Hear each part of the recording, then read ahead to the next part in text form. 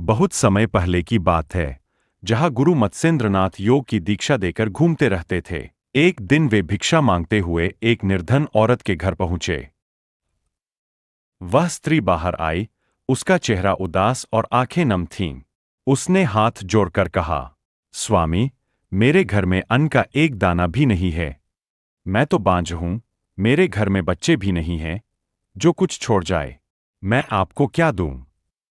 गुरु मत्स्येंद्रनाथ उसकी पीड़ा को भांप गए। उन्होंने कहा, बच्चों का झूठा हो या बासी भोजन, कुछ भी चलेगा।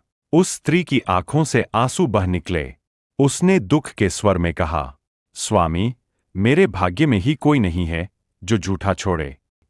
गुरु मत्स्येंद्रनाथ को उस स्त्री का दुख सहन नहीं हुआ। उन्होंने अपनी झोली से एक विशेष प्रसाद निकाला और आशीर्वाद देकर कहा, ले माता, इसे ग्रहण कर। तुझे पुत्र रत्न की प्राप्ति होगी। यह पुत्र अद्भुत योग शक्ति से युक्त होगा। लेकिन गांव के कुछ लोगों ने उसे डरा दिया।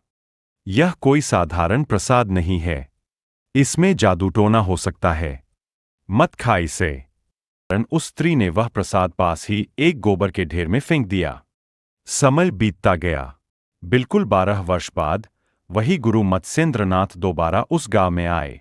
उन्होंने उसी स्त्री से पूछा, माता, तेरा पुत्र कहाँ है?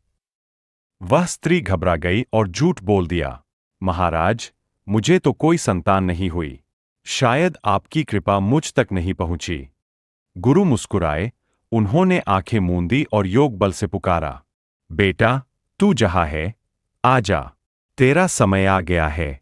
गोबर के ढेर से एक 12 वर्षीय तेजस्वी बालक प्रकट हुआ, जिसकी आंखों में अग्नि थी, चेहरा दिव्य तेज से चमक रहा था।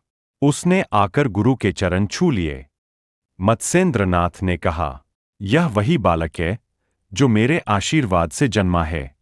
गोबर में पड़ा था, फिर भी योग से पला और बढ़ा। इस अद्भुत घटना के कारण उस बालक को नाम मिला गोरखनाथ, जो गोबर से जन्मा पर ज्ञान और तप में महान बना।